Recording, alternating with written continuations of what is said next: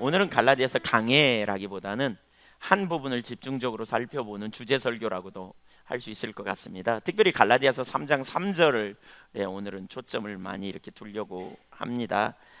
성령으로 시작했다가 너희가 이같이 어리석으냐, 성령으로 시작하였다 이제는 육체로 마치겠느냐. 제가 복음을 전하고 또 오래전부터 신앙에 대하여 그 복음에 대하여 참 많이 갈망하고 사모하고 갈등하는 가운데 어떻게 복음을 우리가 올바로 이해할까, 이런 부분 가지고 많이 고민하고 갈등했어요. 근데 한편으로는 율법주의적인 사고가 이렇게 복음을 많이 가리우더라고요. 능력 있는 삶을 살지 못하게 가로막아요. 하나님의 백성들이 복음을 이해할 때 정말 능력 있는 삶을 살게 되는데, 그 능력 있는 삶이 안 되는 주된 이유가 복음이 가리워지기 때문인 것 같아요. 지난 주간에도 제가 그 부산의 YM에 가서 복음을 이렇게 나누게 됐는데, 거기 나누면서 히브리서 4장 14절 이하에 있는 말씀을 나누게 됐거든요. 그 히브리서 4장에 있는 말씀은 그런 부분이에요. 그러니까 우리가 믿는 도리를 굳게 잡자. 예수님이 우리의 모든 죄를 담당하셔 십자가에 달려 죽으심으로 화목제물이 되셔서 하나님과 우리 사이에 막힌 담을 헐어놓으셨다. 그러면서 15절에 뭐라고 그러냐면 그는 우리의 연약함을 동정하지 못하실 리가 아니다. 그러니까 반드시 동정하실 분이시다. 그래서 16절에 긍휼하심을 받고 때를 따라 돕는 은혜를 얻기 위해 그 은혜의 보좌 앞에 담대히 나아가자. 그래서 예수님은 우리의 연약함을 아시고 우리를 동정하시는 분이니까 우리가 때를 따라 돕는 은혜를 얻기 위해 적절한 은혜를 하나님이 부어주실 거니까 주님을 찾고 나아가자, 이렇게 나눴어요. 근데 나누면서 제가 딱 느끼는 바가요, 거기 모인 분들은 굉장히 열심파고 또 사실 그분들은 돈을 많이 내면서 훈련받으러 오신 분들이기 때문에 굉장한 열정이 있는 분들이죠, 다. 그렇기 때문에 그 말씀을 되게 다 이해하고 알고 있어요. 그 말씀의 의미하는 바가 뭔지 다 아는 분들이에요.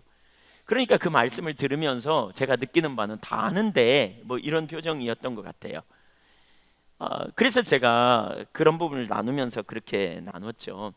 사실 그 부분을 안다면 우리가 실제로 그 삶을 살아야 된다.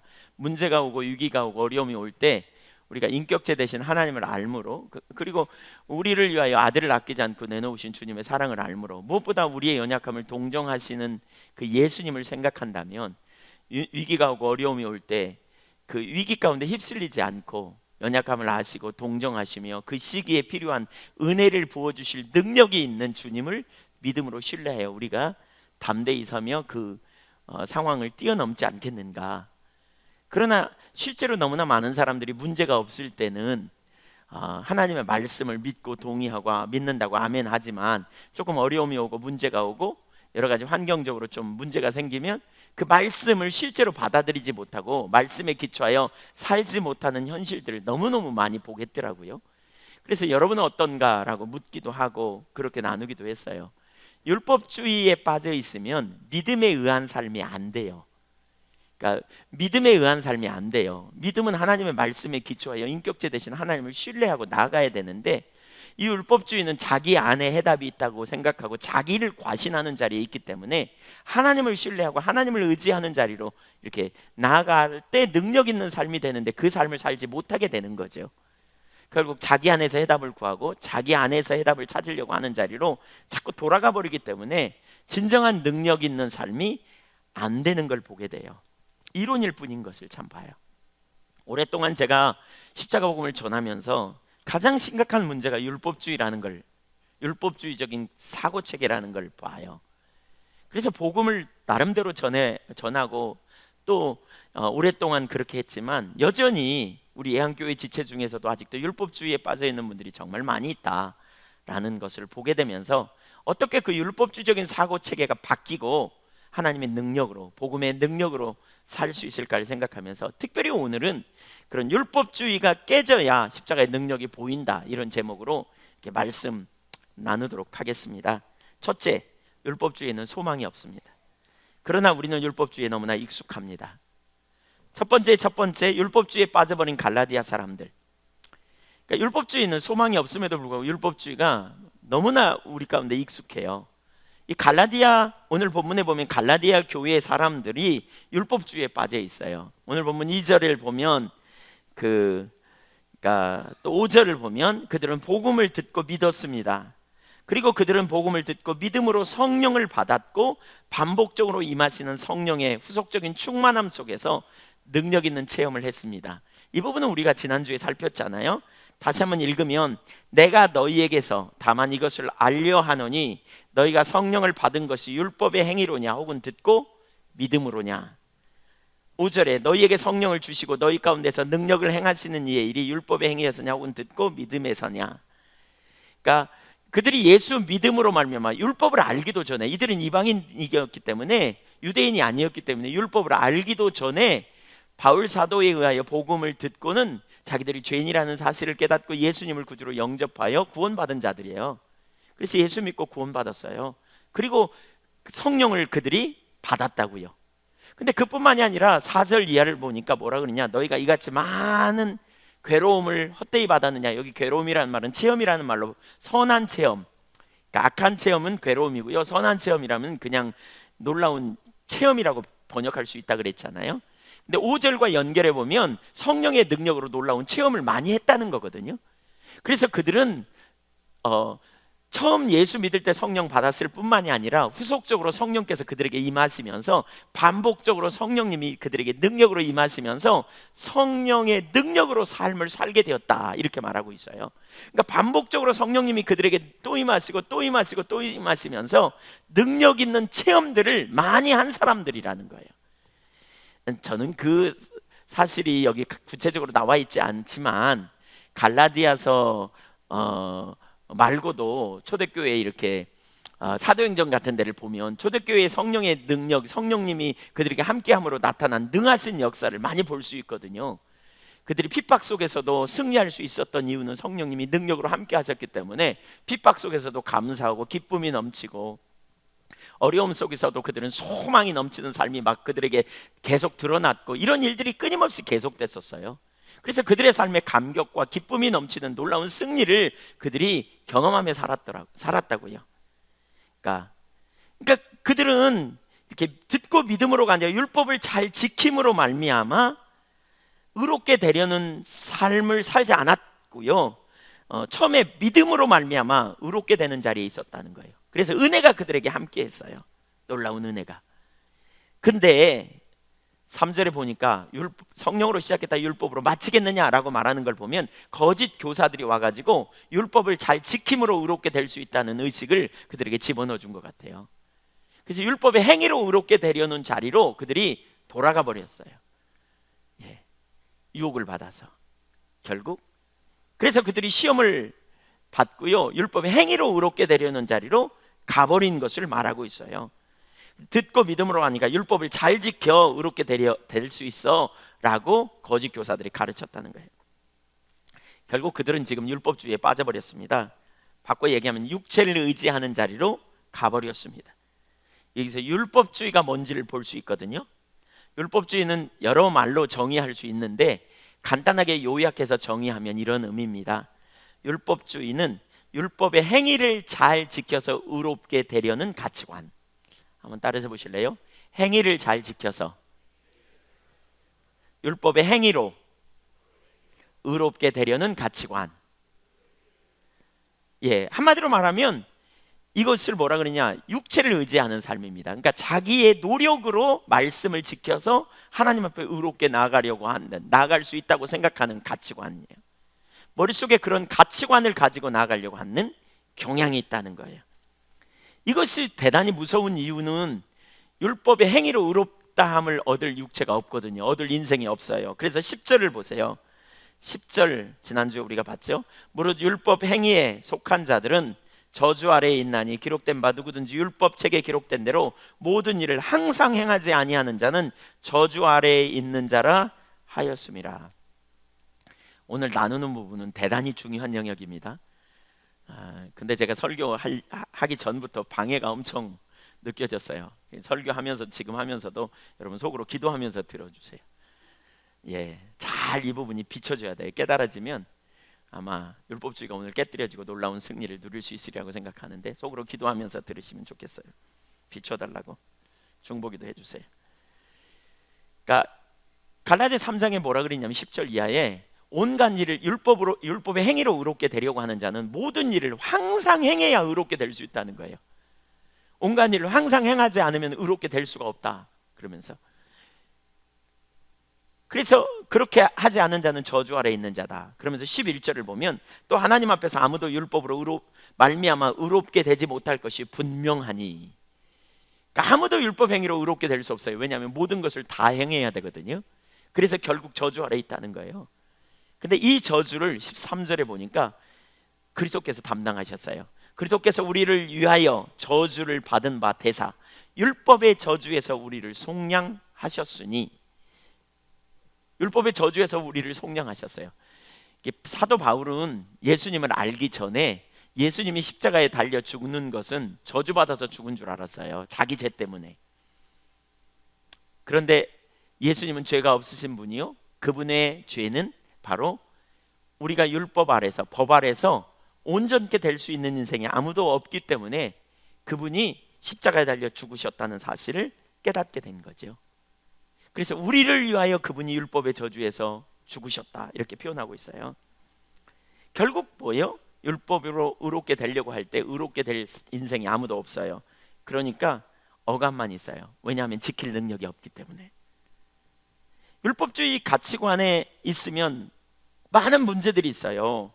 자기가 잘했다고 생각하면서 자부심이 되고, 자부심을 갖고 그 자부심 가운데서 다른 사람을 판단하는 자리에 서는 교만함에 빠지게 되기 때문이에요. 반면에 잘 지키지 못했다면 죄책감에 눌려가지고요, 복음의 자유함을 상실하게 됩니다. 결국 예수 믿는 게 어렵게만 느껴지고 하나님의 뜻대로 사는 것이 불가능하다는 생각에 사로잡히게 됩니다. 율법의 행위로 의롭게 될 수 없어서 예수님이 오셨고, 예수님만이, 그러니까 십자가만이 율법의 모든 저주로부터 우리를 건져내셨습니다. 그렇게 우리가 예수를 믿었습니다.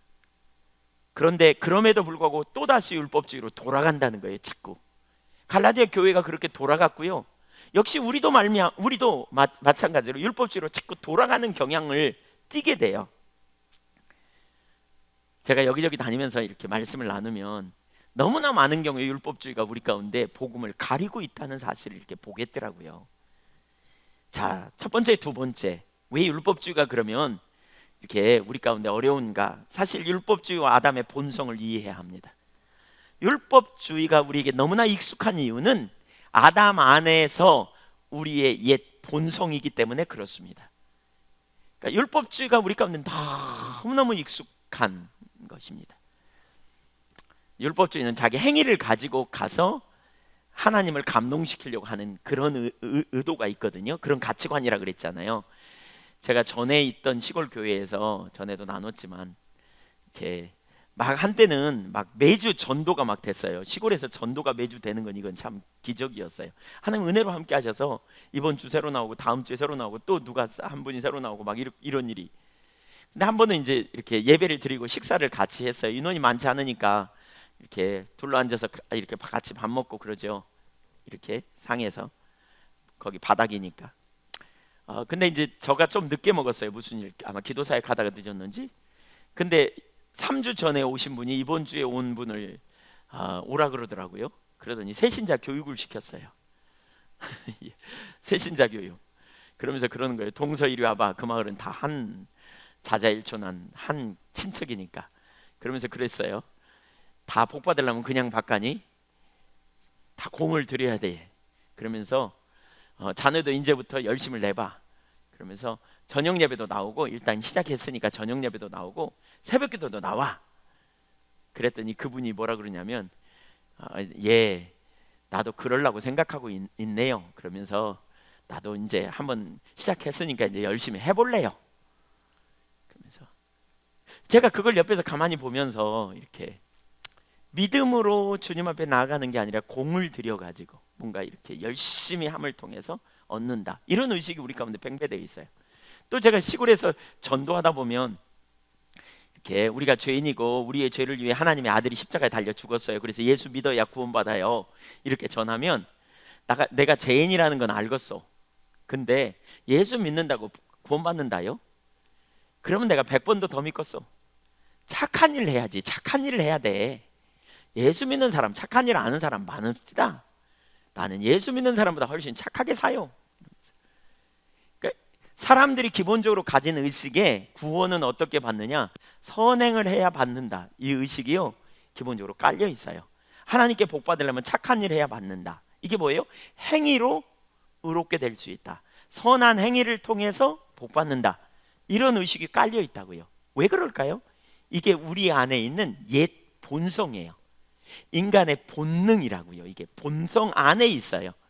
그래서 율법주의만 해도요, 이 신약에 나와 있는 서신서들을 쭉 읽어보면 서신서들의 많은 본문 속에서 율법주의와 싸우는 일을 합니다. 율법주의가 잘못됐는데 율법주의로 어찌하여 빠졌느냐, 이 로마서부터 시작해가지고 쭉 서신서들을 읽어보면 각 교회들이 너무너무 쉽게 율법주의로 빠져가 있는 모습, 그래서 사도가 편지를 보내면서 율법주의에 빠져 있는 것이 얼마나 심각한 문제인가를 집중적으로 지적하고 있습니다. 우리는 그 말씀을 읽고 대함에도 불구하고 오늘날 우리도 여전히 너무나 쉽게 율법주의에 빠져버린다는 거예요. 근데 문제는 이 율법주의에 빠지면, 율법주의적인 가치관이 안 변하면 복음이 안 보여요. 복음이 이해가 안 돼요. 이게 대단히 심각한 문제예요. 아담 안에 있는 우리의 옛 본성이 율법주의라 그랬어요. 율법주의적이라 그랬어요. 율법주의적이라는 말은 뭐냐, 육체를 의지하려는 체질. 그러니까 바꿔 얘기하면 자기의 능력을 가지고 하나님을 기쁘시게 할 수 있다고 생각하고 해답이 자기 안에 있다고 하는 생각이에요. 그렇기 때문에 주님의 은혜로 주어진 것을 잘 몰라요. 은혜로 사는 삶의 비결이 몰라요. 그러니까 믿음으로 사는 삶을 잘 모르고요, 성령의 능력을 의지하는 삶을 잘 모르게 돼요. 창세기 3장 5절 한번 읽겠습니다. 시작. 너희가 그것을 먹는 날에는 너희 눈이 밝아져 하나님과 같이 되어 선악을 알 줄 하나님이 아심이니라. 뱀의 형상으로 나타난 사단이 스스로 하나님처럼 되라고 유혹하는 사단의 유혹, 그러니까 그 사단이 유혹하죠. 그 유혹에 아담과 하와가 넘어가죠. 그 결과 선악과를 따먹습니다. 그러니까 스스로 하나님처럼 될 수 있다. 인간은 피조물이에요. 창조주가 공급하는 자원으로 살아야 돼요. 하나님이 주시는 능력으로 살아야 돼요. 근데 하나님의 능력이 아니고 자기 힘을 의지하여 살 수 있다고 생각하는 거예요. 내 안에 해답이 있다고 생각하는 거예요. 그때 이후로 인간은 하나님을 안 찾아요. 그리고 하나님을 만났다 해도 기회만 있으면 하나님 떠나려는 경향을 가져요. 스스로의 힘과 자원으로 살려는 경향. 창세기 4장 26절 여기 앞을 보시면서 같이 읽죠. 시작. 셋도 아들을 낳고 그의 이름을 에노스라 하였으며 그때의 사람들이 비로소 여호와의 이름을 불렀더라. 여기 여호와의 이름을, 그때에 비로소 여호와의 이름을 불렀더라. 그러니까 그 전에는 여호와의 이름을 잘 안 불렀다는 말이잖아요. 그러면 왜 이 에노스 때의 여호와의 이름을 불렀을까? 사실 에노스는 아담의 손자거든요. 근데 그 당시엔 조금 산 게 아니고 아주 오래 살았기 때문에 이게 오랜 시간 동안 하나님의 이름을 안 불렀어요. 근데 왜 에노스 때까지 하나님의 이름을 안 불렀느냐? 아담적 본성이에요. 자기를 과신하는 경향, 자기 능력을 의지하는 경향, 자기 힘으로 살 수 있다고 생각하기 때문에 하나님 안 찾아. 웬만하면 그냥 자기가 해버려. 자기 노력으로 다 해. 할 수 있다고 생각해. 근데 이때는 왜 찾았냐 그럼? 여기 에노스라는 이름의 뜻이 죽음이라는 뜻이에요. 죽을 수밖에 없는 존재였음을 깨달은 거죠. 그러니까 인간이 자기 잘 나갈 때는 안 찾다가 어려움이 오고 위기가 오면 그때 그냥 하나님 앞에 서잖아요. 하나님 뭐가 문제? 이렇게 나오잖아요. 그런 것처럼 이렇게 하나님을 찾은 거죠. 그래서 이걸 뭐라고 말하냐면 종교성이다 이런 표현을 해요. 그러니까 뭔가 종교적인 뭔가 누군가를 의지해야 돼 이런 의식이 사람들 속에 있죠, 기본적으로. 그래서 뭔가 하나는 믿어야 돼요 뭐 이런 얘기를 많이 하죠, 사람들이. 이 종교성으로 나타난 종교들이 많이 있죠. 세상의 종교는 그런 종교성으로 만든 거예요. 뭔가 막연하게 믿어야 돼 라고 말하는. 사실 인간이 피조물이라는 사실을 진짜 깨닫는 것이 얼마나 중요한데 그걸 잘 모르는. 그래서 한계를 경험하고 있어야 비로소 하나님을 찾는 거죠. 사사기 시대도 그래요. 여호수아 때에 하나님을 알았던 사람들은 죽는 날까지 하나님 안 떠났거든요. 근데 새로운 세대가 일어나면서 하나님이 놀라운 은혜로 그들을 인도하셨지만 새로운 세대가 일어나면서 그들이 슬그머니 하나님 떠나요.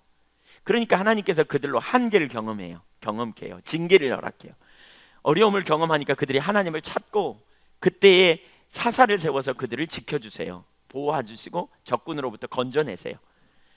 그리고 또 새로운 세대가 일어나니까 또 하나님 떠나요. 이런 일의 반복이 14번이나 계속된 게 사사기예요. 하나님께서 이스라엘 백성들을 젖과 꿀이 흐르고 아름답고 광대한 가나안 땅으로 이끌어 들이셨거든요. 풍요의 땅으로. 사실 하나님은 근본적으로 우리를 풍요케 하시는 분이세요. 저와 여러분에게 생명을 주시고 능력을 주시는 분이세요. 그래서 풍요의 땅으로 이렇게 인도에 들이셨는데 그 백성들이 하나님을 떠나게 됩니다. 그래서 예레미야 2장 13절을 보면 이렇게 말하고 있습니다. 한번 읽어볼까요? 예레미야 2장 13절 시작. 내 백성이 두 가지 악을 행하였나니 곧 그들이 생수의 근원되는 나를 버린 것과 스스로 웅덩이를 판 것인데 그것은 그 물을 가두지 못할 터진 웅덩이니라. 이스라엘 백성들이 생수의 근원되는 하나님께서 풍요의 땅으로 인도해 들이셨어요. 하나님이 생수의 근원이에요. 끊임없이 솟아나는 생수. 그런데 그들이 생수의 근원된 하나님 버려버렸다는 거예요. 그리고 스스로 웅덩이를 파려고 자기 힘으로 살라고 자기 노력으로 자기 능력으로 살 수 있다고 생각하고 웅덩이를 팠는데 그 웅덩이는 무슨 웅덩이? 물을 저축지 못할 터진 웅덩이. 결국 결핍에 이르러요. 하나님 없는 삶에는 결핍이 있어요. 터진 웅덩이. 하나님을 떠나려는 경향이 인간 속에 있죠. 탕자의 비유에서도 우리가 예수님이 가르치신 탕자의 비유에서도 정확히 그걸 말해요. 탕자는 아버지께 유산을 달라고 졸라가지고요 독립하겠다고 집을 떠납니다. 그가 아버지 집에 있었을 때는 아버지의 재산이 많아서 풍부하게 살았습니다. 근데 난 독립할 거예요. 아버지 돌아가시기도 전에 내 유산을 주세요. 졸라대가지고 떠났습니다. 결국 그는 모든 재산을 다 탕진해버립니다. 그러니까 아담이 떠난 것처럼, 그리고 이스라엘 백성들이 생수의 근원된 하나님 떠난 것처럼 그 탕자가 아버지의 집을 떠납니다. 그러나 결핍에 이릅니다. 왜? 더 이상 공급이 없기 때문에. 그리고 허랑방탕 써버려서 탕진해버렸습니다. 그는 빈털터리가 되었습니다. 그리고 돌아오려고 합니다. 돌아올 수밖에 없습니다. 왜? 안 오면 죽을 것 같아. 하나님 없으면 죽을 것 같아. 그래서 그는 돌아옵니다. 허랑방탕했지만 돌아옵니다. 근데 돌아올 때 낯이 있어야지, 면목이 있어야지. 왜? 자기가 뭔가 큰 소리 치고 나갔는데 내놓을 게 없잖아요. 그러니까 돌아올 면목이 없으니까 그는 뭐하냐, 내가 집에 돌아오면 품꾼의 하나로 써주소서라고 말해야지, 나를 종의 하나로 써달라고 해야지. 그리고 돌아오는 것이지요. 그에게는 뭐가 있었느냐? 율법주의 의식이 있습니다. 자기 노력으로만 하나님을 기쁘시게 하고 자기가 열심히 노력해서 하나님을 기쁘시게 하려는 의식이 그 속에 깊이 뿌리박혀 있었습니다. 그러나 그는 결국 하나님을 기쁘시게, 그러니까 아버지를 기쁘게 할 만한 게 아무것도 없다는 사실을 깨닫고 그는 어떠느냐, 벌받아야 살 인생이라는 의식을 갖게 됩니다. 율법주의 사고는요, 하나님의 사랑도 잘 안 보여요. 하나님의 은혜도 잘 안 보여요. 왜? 거저 주시는 은혜, 거저 주시는 사랑, 용서를 받은 경험이 있어야, 그렇죠? 하나님의 사랑을 아는데, 은혜를 알면 하나님의 사랑을 알아요. 근데 율법주의 사고에 있으면 이 용서의 감격, 기쁨도 안 보여요. 그게 뭘 의미하는지조차도 이해도 안 돼요. 그래서 우리가 예수를 믿은 이후에도 육체를 의지하는 옛 본성이 기회만 있으면 우리 안에 작동합니다. 그래서 자기를 과신하여 자기 능력으로 하려고 하고, 잘하면 그것에 대해 자부심을 가지고 못하면 죄책감을 갖게 됩니다. 아담의 본성이 우리 안에서 작동될 때 하나님을 의지하기보다는 스스로의 자원으로 살려고 하다가 하나님의 은혜를 놓치고 말죠. 그래서 예수님께서 이렇게 말씀하세요. 아무든지 나를 따라오려거든 자기를 부인하라 그랬어요. 이렇게 자기를 과신하는 경향이 우리에게 있어요. 그래서 구원받은 이후에 말씀을 도전하려고 하고, 그것이 바로 자기 노력을 통해서 말씀을 도전하려고 하는 것이고, 그것이 곧 육체를 의지하는 행위입니다. 여기에는 자유함이 없습니다. 승리가 없습니다. 억압만 있을 뿐입니다. 두 번째, 육체를 의지하는 율법주의. 그러니까 우리가 안에 율법주의가 익숙한 본성이 있다. 이걸 지금 나눈 거예요. 근데 그 본성이 어디서부터 시작된 거다? 옛사람, 아담 안에 있는 옛사람의 영향이 우리 가운데 있다. 그러니까 우리가 실수로 율법주의에 가는 게 아니고요, 율법주의적인 경향이 우리 속에 팽배되어 있다는 거예요. 그냥 누가 안 가르쳐도 율법주의는 알아. 왜? 그게 우리의 본성이니까. 그러니까 이런 율법주의가 우리 가운데 깨지거나 전환되지 않으면, 이게 변화되지 않으면, 그렇죠? 계속 율법주의의 삶을 살아요. 실수로 한번 그냥 복음을 이해했다가 다시 율법주의로 돌아가는 거예요. 그러니까 복음의 능력이 뭔지, 복음이 얼마나 우리 가운데 능력으로 역사하는지 이게 잘 안 보이는 거예요.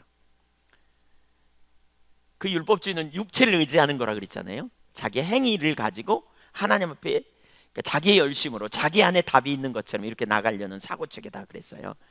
두 번째, 육체를 의지하는 율법주의. 첫째, 육체를 의지하는 것은 자기 기준으로 하나님 앞에 나아가려는 것입니다. 그러니까 육체를 의지하는 율법주의인데요, 이것은 자기 기준으로 하나님 앞에 나아가려고 하는 것. 창세기 3장 7절을 읽겠습니다. 같이 읽을까요? 시작. 이에 그들의 눈이 밝아져 자기들이 벗은 줄을 알고 무화과 나무 잎을 엮어 치마로 삼았더라. 그러니까 인간이 선악과를 따먹고 나타난 첫 번째 변화, 가장 큰 변화라고 말할 수 있는데 그게 뭐냐? 눈이 밝아졌다 그랬어요. 그래서 선악을 알게 되었어요. 그러니까 이 선악을 알게 됐다는 말은 자기 기준이 생겼다, 그런 의미예요. 선과 악의 기준을 갖게 되었다. 그 전에는 뻘거벗어도 부끄럽다고 생각을 안 했어요. 근데 선과 악의 기준이 생기면서 나름대로 어떤 기준을 가지면서 어떤 일은 부끄러운 일, 어떤 일은 괜찮은 일, 이런 의식이 자꾸 생기게 됐다는 거예요. 근데 눈이 밝아지면서 선악을 아는 기준이 생겼는데, 문제는 이 선과 악을 아는 기준이 하나님과 똑같은 기준이 됐다면 너무너무 좋을 텐데, 하나님과 똑같은 기준이 아니라 상대적인 기준이에요. 만약에 하나님과 똑같은 기준이라면 우리가 죄인인 거 금방 깨달을 거요. 하나님의 기준이라면 우리가 죄인인지 모르는 사람 아무도 없을 거요. 왜? 하나님의 기준이 완전하니까. 근데 문제는 상대적인 자기 기준이 생기게 됐다는 거예요. 행위에 기초한 자기 기준. 그 도표 올라올 수 있나요? 방송실. 그러니까 자기 기준에 기초한 행위를, 그러니까 행위를 자기 기준에 기초해서 이렇게 사는 거예요. 근데 제가 보니까 이 기준이 사람마다 다 다르더라고요. 어떤 사람은 기준이 높은 완벽주의 같은 사람이 있어요. 이 사람은 그쵸, 완벽주의, 무슨 일을 해도 꼼꼼하게 하고 완벽하게 해요. 자기 기준을 가지고 나가려고 해요. 이렇게. 그러니까 살아요. 다 사람마다. 근데 기준이 높은 사람이 있어요. 또 기준이 낮은 사람이 있어요. 근데 사람마다 다 이 자기 기준 갖고 살더라고요. 제가 보니까. 왜 부부간에 많이 다투냐면요, 달라서 그래요. 뭐가 달라요? 기준이 달라요. 보는 관점이 달라요. 저와 제 아내 같은 경우도 처음부터 이렇게 결혼 생활 시작하면서 참 많이 좀 다퉜어요. 처음에는. 이렇게. 왜냐하면 제 아내는 기준이 높은 사람이에요. 완벽주의예요. 저는 기준이 낮고 덜렁덜렁해요.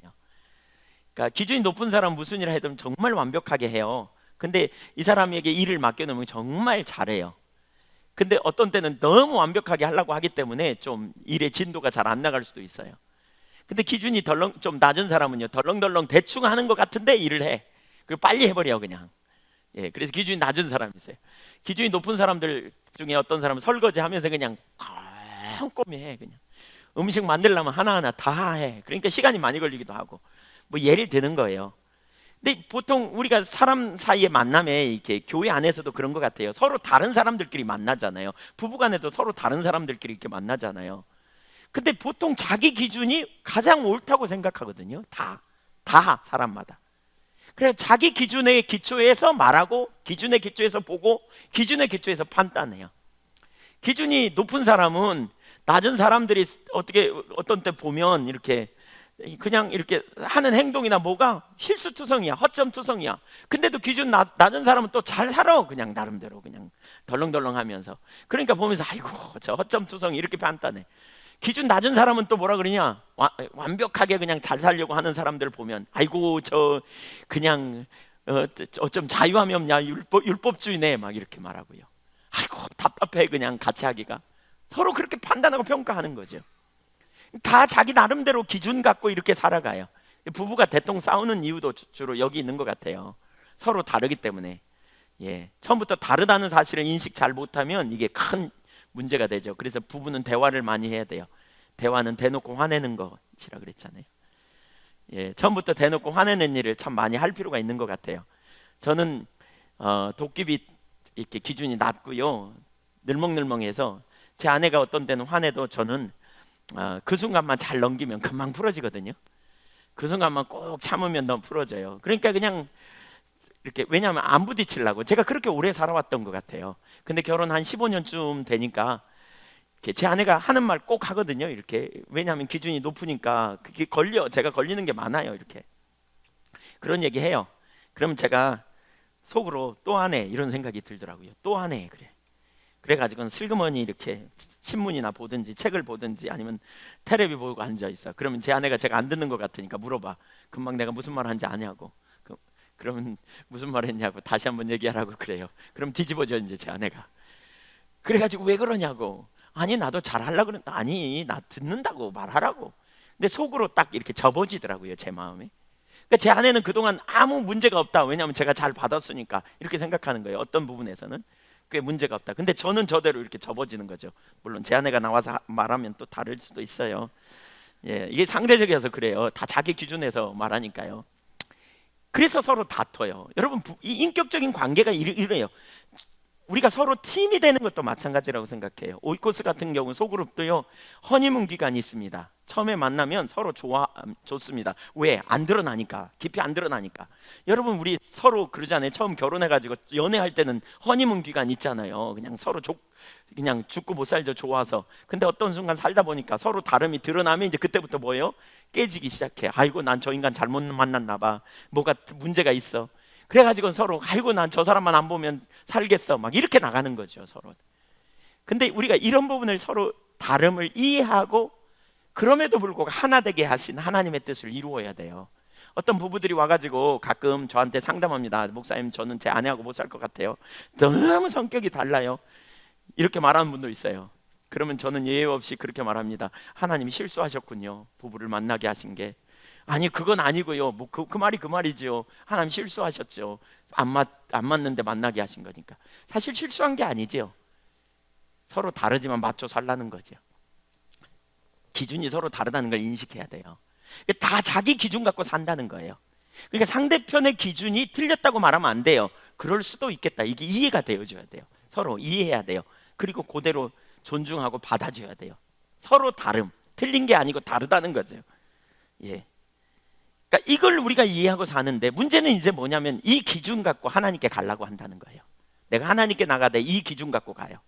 자기 기준 갖고. 그러니까 기준이 낮은 사람은 낮은 대로 가겠죠. 그래서 성숙돼 보여. 예. 왜? 너무 쉽게 자유하니까. 기준이 높은 사람은 그냥 그 완벽주의에 기초해 갖고 나가려고 그러니까 그냥 숨이 막히는 거죠. 너무 열심히 해도 기준이 높아. 그러니까 이보다 더 잘해야 되니까 항상 힘든 거죠. 사람들은 나름대로 이 기준 갖고 가요. 그래서 그 기준보다 나으면, 아까 그 도표 올려줘 보세요. 기준보다 나으면 전부 그렇게 생각하는 거예요. 자기 의에 빠지고 우월의식, 영적인 우월의식에 있어요. 못하면 죄책감, 실패의식에 있어요. 기준 갖고, 기준이 낮은 사람도 저 도표에 해당되고 기준이 높은 사람도 저 도표에 해당돼요. 자기 나름대로 그 기준을 가지고 서는 거죠. 이게 율법주의에 기초한 삶에서는 이런 형태의 삶이 나타나요. 그래서 어떤 때는 우월의식과 자부심에 빠져서 다른 사람 판단하고 정죄하는 자리에 가게 되고, 어떤 때는 뭐냐, 죄책감에 눌려요. 자주 눌려요. 괜찮아요, 우리끼리니까. 여러분, 죄책감에 가끔 눌리는 분 알고 계신 분 손 들어보실래요? 예. 손 들어보세요. 예. 예. 손 들면 별로 여러분 못 보셨죠? 저한테만 보도록 이렇게 전분이 많아요. 이렇게 쌓인 이렇게. 예. 율법주의 의식에 우리가 있으면 여전히 죄책감이나 우월의식에 빠지게 된다는 거죠. 빠지게 된다는 거죠. 그리고 그걸 갖고 갈라 그래요. 누가복음 18장에 나오는 바리새인은 그러니까 바리새인과 세리가 성전에 기도하러 올라갈 때 자기 기준에 기초하여 의롭다고 여기며 기도로 하나님께 나갔던 사람들이에요. 누가복음 18장 9절을 보면 제가 읽겠습니다. 또 자기를 의롭다고 믿고 다른 사람을 멸시하는 자들에게 이 비유로 말씀하시되, 두 사람이 기도하러 성전에 올라가니 하나는 바리새인이요 하나는 세리라. 바리새인은 서서 따로 기도하여 이르되, 하나님이여, 나는 다른 사람들 곧 토색 불의 간음을 하는 자들과 같이 아니하고 이 세리와도 같이 아니함을 감사하나이다. 여기 보세요. 바리새인은 그 당시에 굉장히 말씀대로 살려고 노력했던 사람이에요. 근데 그가 하나님 앞에 나갈 때 뭐냐, 자기 우월의식을 가지고 나가는 거죠. 여기 그렇게 말하죠. 둘이 토색 간음을 하는 자들과 같지 않고 저 세리와도 같지 않습니다 라고 상대적인 우월의식을 가지고 나가요. 12절, 나는 1회에 2번씩 금식하고 또 소득의 11조를 드리나이다. 자기 행위를 가지고 나아갑니다. 반면에 13절, 세리는 멀리 서서 감히 눈을 들어 하늘을 쳐다보지도 못하고 다만 가슴을 치며 이르되 하나님이여 불쌍히 여기소서, 나는 죄인이로소이다 하였느니라. 내가 너에게 이르노니 이에 저 바리새인이 아니고 이 사람이 의롭다 하심을 받고 그의 집으로 내려갔느니라. 무릇 자기를 높이는 자는 낮아지고 자기를 낮추는 자는 높아지리라 하시니라. 무슨 얘기예요? 자기 행위를 가지고 율법의 행위로 의롭다고 하는 시도를 가지고 육체를 의지하여 나가는 사람은 하나님 앞에 기도가 상달 안 된다는 거예요. 반면에 세리는 내놓을 게 없는데 그는 뭘 가지고 갔어요? 하나님이여 나를 불쌍히 여기소서. 그는 하나님을 바라봤어요. 하나님을 긍휼을 붙들어요. 그랬더니 그 기도가 응답됐다는 거예요. 율법주의는 항상 자기를 붙듭니다. 율법주의는 자기 행위를 붙듭니다. 율법주의는 자기 의식을 붙듭니다. 자기가 잘 지킨 그러한 모습들을 붙듭니다. 그러면서 우월의식을 갖습니다. 그의 자세는 교만했고 다른 사람을 판단하는 자리에 있었던 것입니다. 물론 그는 율법을 철저히 잘 지킨 사람입니다. 그러나 그날 그의 기도는 받지 못했습니다. 왜 그러느냐? 하나님이 보실 때 그의 행위는 완전하지 못했기 때문입니다.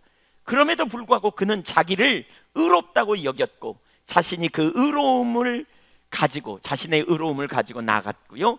그 교만함을 하나님께서 보신 것이지요. 육체를 의지하는 율법주의의 문제가 있는데 아까 그 도표 이 문제가 있는데 이 문제가 뭐냐면 이 자기 기준, 이 기준이 자기 기준이라는 거예요. 하나님이 우리를 심판하실 때 우리 기준으로 판단해요? 하나님 기준으로 판단하실까요? 하나님 기준이에요. 하나님이 우리를 심판하시고 우리를 평가하실 때는 내 기준이 아니고 하나님의 기준으로 평가해요. 근데 우리는 하나님 앞에 나갈 때 다 상대적인, 그것도 완벽주의는 기준이 높고 덜렁덜렁한 사람은 기준이 낮고 이 기준 갖고 서서 자기를 의롭다고 평가한다는 거예요. 그러니까 하나님께서 뭐라고 말씀하시냐면 이사야 64장 6절에 보면 다 우리의 의는, 그러니까 이사야 선지자가 그렇게 고백해요. 무릇 우리의 의는 하나님 앞에서 더러운 옷과 같다. 내가 의롭다고 생각하는 거 하나님의 관점으로 보면 더러운 수준에 불과하다. 더러운 옷과 같다. 의롭지 못하다는 거죠. 우리의 의는 다 더러운 옷과 같다. 이렇게 표현해요. 하나님께서 말씀하시는 기준을 알아야 우리의 기준이 상대적이라는 사실을 깨달아요. 이게 이제 복음을 이해하는데 정말 중요해요. 자, 보세요. 중요한 문제입니다. 바리새인들은 율법을 정말 잘 지킨 사람들입니다. 왜냐하면 계명을 지킴으로 구원을 얻을 수 있다고 생각했기 때문에 그렇게 율법을 철저히 지킨 사람들이 없어요. 그러니까 누가복음 18장에 보면 부자 관원 이야기가 나옵니다. 예수님께 이렇게 말합니다. 누가복음 18장 18절. 어떤 관리가 물어 가로되 이르되 선한 선생님이여 내가 무엇을 하여야 영생을 얻으리이까? 이 사람의 질문은 선한 행위를 통해서 영생을 얻는다고 생각하는 가치관, 율법주의적인 가치관이죠. 그랬더니 19절 예수께서 이르시되 네가 어찌하여 나를 선하다 일컫느냐? 하나님 한 분에 있는 선한 이가 없느니라. 20절 네가 계명을 아노니 간음하지 말라, 살인하지 말라, 도둑질하지 말라, 거짓 증언하지 말라, 내 부모를 공경하라 하였느니라. 이건 10계명 중에 5계명부터 10계명까지를 말합니다. 한마디로 말하면 1계명부터 4계명까지는 하나님 사랑에서 나오는 그걸 말하고 5계명부터 10계명까지는 이웃사랑에 기초한 그러한 계명을 말합니다. 그랬더니 21절 보세요. 이것은 내가 어려서부터 다 지켰습니다. 정말 대단한 사람 아니에요? 여러분 생각할 때 에이 다 못 지켜놓고 지켰다고 그렇겠지 이렇게 생각할지 몰라요. 근데 그렇지 않아요. 빌립보서 3장 6절에 보면 바울 사도도 과거에 자신에 대해서 말하면서 율법의 의로는 흠이 없는 자였다. 자기를 그렇게 표현해요. 그러니까 율법을 613가지로 그들은 확대 해석해가지고 그 모든 율법을, 문자적인 그 율법을 다 지켜버렸다니까요. 한 개도 빠지지 않고 다 지켰어요. 그러니까 얼마나 완전하다고 생각했겠어요. 근데 이 부자 관원이 지금 그럼에도 불구하고 뭔가 자기가 영생을 얻는데 부족하다고 느꼈나 봐요. 그래서 예수님께 온 거죠. 선한 선생님, 내가 보니까 당신 선한데 어떻게 해야 영생을 얻을까요? 무엇을 행해야 영생을, 내가 지금 가진 거에 뭘 더해야 영생을 얻을까요? 이렇게 나온 거예요. 그랬더니 예수님이 그 청년에게 뭐라고 그러냐면 이렇게 말해요. 네게 한 가지 부족한 것이 있다. 그러면서 네게 있는 것을 다 팔아 가난한 자들에게 나눠주라. 그리하면 하늘에서 네게 보화가 있으리라. 그리고 와서 나를 따르라. 이렇게 말해요. 자, 여기 중요합니다. 그러니까 하나님, 이 구절을 읽으면서 어떤 분은 아이고 그럼 재산 다 팔아주고 교회 다녀야 돼? 그래야 구원받는 거야? 이렇게 생각할 수 있어요. 근데 그 말이 아니에요. 들으세요? 행위로 구원받지 못한다는 사실을 주님이 가르치기 원하시는 거예요. 그러니까 율법의 행위로 구원받지 못한다, 그걸 가르치기 원해서 주님이 이렇게 말하는 거예요. 너희가 문자적으로 율법을 다 지켰다고 하느냐? 그렇다면 그 율법의 근본 정신을 따라서 다른 삶도 부족하다. 그러면서 5계명까지부터 10계명까지는 이웃사랑이거든요. 근데 이웃사랑의 그 근본 정신을 가지고 네가 더 살아야, 행동을 해야 구원받아. 근데 그 행동 중에 하나는 뭐냐? 네 재산 다 팔아 가난한 자에게 나눠주고 그 행위를 다 해야 네가 구원받을 수 있어. 이렇게 말하는 거죠. 여러분, 자기의 행위로 구원받을 인생이 있어요, 없어요? 없어요. 불가능해요. 그랬더니 부자 청년이요, 어떻게 했냐면 근심하며, 그가 큰 부자이므로 이 말씀을 듣고 심히 근심했더라. 왜? 행위로 구원받지 못하니까. 율법을 다 지켰다니까요. 근데 율법의 정신을 들이대네 주님께서. 율법의 근본 의도가 무엇인지를 말하는 거죠. 그랬더니 그가 근심하며 돌아갔어요. 그랬더니 예수님 제자 중에 한 사람이 이렇게 말해요. 그러면 우리 중에 누가 구원을 얻을 수 있사오리까? 이렇게 말해요. 그때 예수님이 이렇게 말합니다. 한번 따라해 보십시오. 사람으로는 할 수 없으되 하나님은 다 하시느니라. 하나님이 하시는 거예요. 이게 복음의 능력이에요. 그러니까 우리 안에 해답이 있다고 생각하는 게 육체를 의지하는 삶이면 율법주의적인 사고라니까요. 근데 복음은 결국 뭐냐? 우리 안에 해답이 없기 때문에 주님이 오신 것을 말하고 있는 것이지요. 하나님의 기준이 뭔가를 봐야 돼요. 하나님의 기준이 외부적인 행동만을 가지고, 기준은 외부적인 행동에 있지 않아요. 보세요. 율법을 주시되, 율법은, 사실 율법을 주신 핵심 목적은 우리가 다음 시간에 살펴볼 거지만 여기 갈라디아서 3장 23절과 24절에 보면 과거의 율법에 의하여 너희가 갇혔었다 이렇게 표현하고, 율법은 초등교사다. 결국은 뭐냐? 너희를 그리스도께로 이끌려고 하는, 그리스도의 길을, 그리스도께 나가는 길을 예비하는, 너희가 죄인임을 깨달아 너희 스스로 해결받을 수 없다는 사실을 깨달아 그리스도께로 인도하는 초등교사다 이렇게 말하고 있어요. 율법을 우리에게 주신 목적이 뭐냐? 내가 죄인이라는 사실을 깨달아 결국 예수님 없이는 안 되는구나, 복음으로 나아가게 하려는 통로라는 거예요. 근데 그들은 여전히 통로를 붙들고 그걸로 의롭게 되려는 자리에 서게 된 것을 강력하게 표현해요. 그러면서 율법을 다 지켜버렸어. 율법을 다 지켰어. 그러니까 예수님께서 오셔서 그런 거죠. 율법의 근본 정신을 말하는 거예요. 여기 중요한 한 가지가 있어요. 한번 따라서 보실래요? 믿음은 법이 아니라 관계다. 그러니까 믿음은 법을 잘 지키는 게 아니고요, 관계성 안에서 인격체인 그분이 이루어 놓으신 약속을 신뢰하는 거예요. 사실 갈라디아 전체가 그걸 표현해요. 약속을 믿음으로 의롭게 된 거지 너희가 행위를 지켜 의롭게 된 게 아니라는 거예요. 우리가 염두에 둬야 될 말이에요. 하나님의 약속을 믿음으로 반응해서 우리가 의롭게 된 거예요. 율법을 다 지켜버렸다니까요, 그들이. 그러니까 예수님께서 그들에게 하나님의 기준을 제시해요. 마태복음 5장 20절 한번 찾아서 여기 읽어보겠습니다. 마태복음 5장 20절. 마태복음 5장 20절 시작. 내가 너희에게 이르노니 너희 의가 서기관과 바리새인보다 더 낫지 못하면 결단코 천국에 들어가지 못하리라. 아까 서기관과 바리새인은 율법을 다 지켰다니까요. 근데 그 다 지킨 것보다 더 나아야 된다 이렇게 말하는 거예요. 그러니까 얼마나 잘해야 되다 이렇게 말하죠. 그러면서 5장 21절 24절까지 쭉 같이 한번 읽습니다. 시작. 옛 사람에게 말한 바 살인치 말라, 누구든지 살인하면 심판을 받게 되리라 하였다는 것을 너희가 들었으나 나는 너희에게 이르노니 형제에게 노하는 자마다 심판을 받게 되고 형제를 대하여 나가라 하는 자는 공회에 잡혀가게 되고 미련한 놈이라 하는 자는 지옥불에 들어가게 되리라. 그러므로 예물을 제단에 드리려다가 거기서 내 형제에게 원망 들을 만한 일이 있는 것이 생각나거든 예물을 제단 앞에 두고 먼저 가서 형제와 화목하고 그 위에 와서 예물을 드리라. 27절 28절.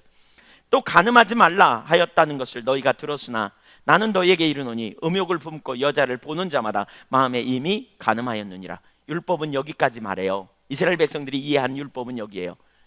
살인하지 말라. 그러면 우리 살인 안 했어. 살인하는 행동을 했느냐 안 했느냐, 이게 율법을 지켰느냐 안 지켰느냐의 기준이에요. 그런데 또 간음하지 말라. 우리 간음하는 행동 안 했어. 그럼 돼. 이게 율법의 규정이에요. 그런데 예수님이 오셔가지고요, 율법을 주님이 주신 것은, 그리고 하나님이 우리를 의롭다고 평가하는 것은 그 행동 여부를 떠나서 중심의 문제를 다룬다는 거예요. 동기까지 다루신다는 거예요.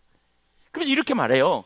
너희가 형제를 미워하는 자마다 이미 살인한 자요, 음란한 마음을 품고 사람을 바라보는 자마다 이미 간음한 자라는 거예요. 난 이 두 가지에 하나도 안 걸린다 그러면 손 들어보세요. 아무도 없어요. 동기까지 다룬다니까요.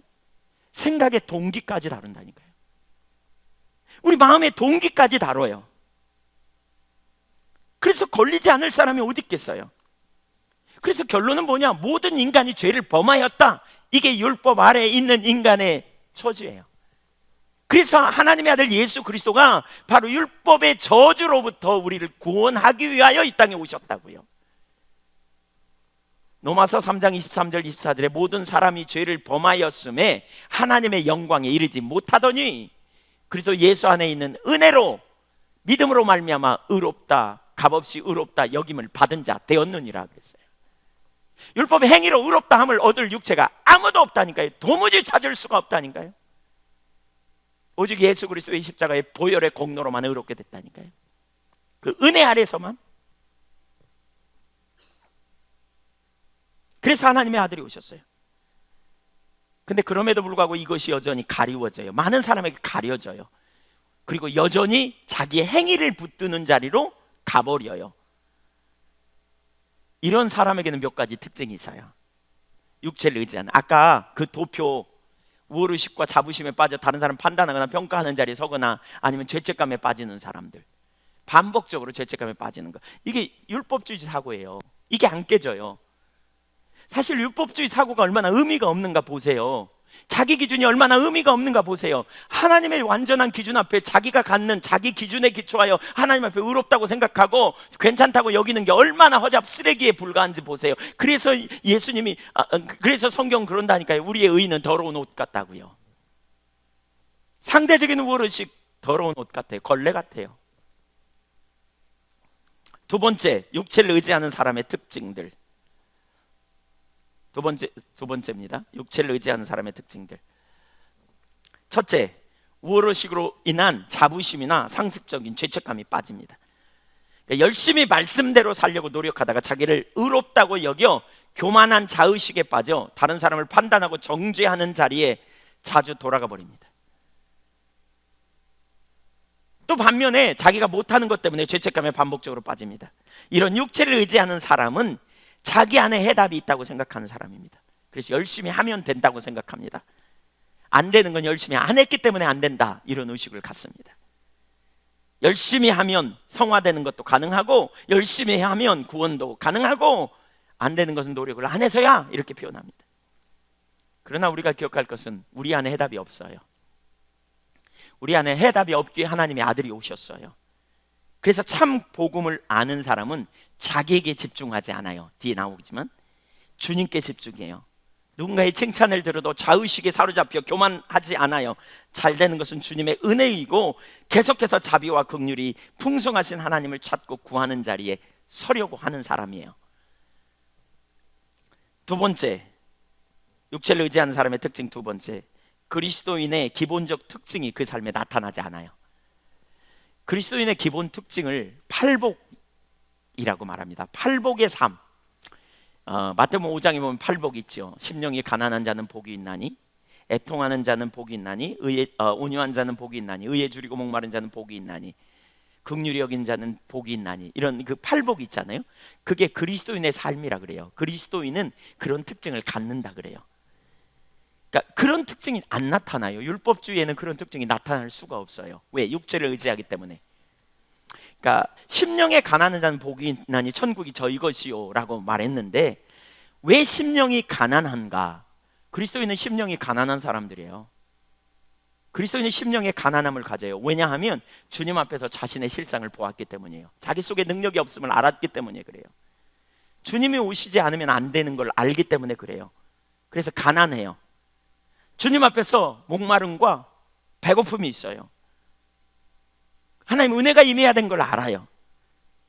그리고 그런 자에게 하나님께서 은혜로 함께 하시고 천국이 그의 삶에 주어진다고요.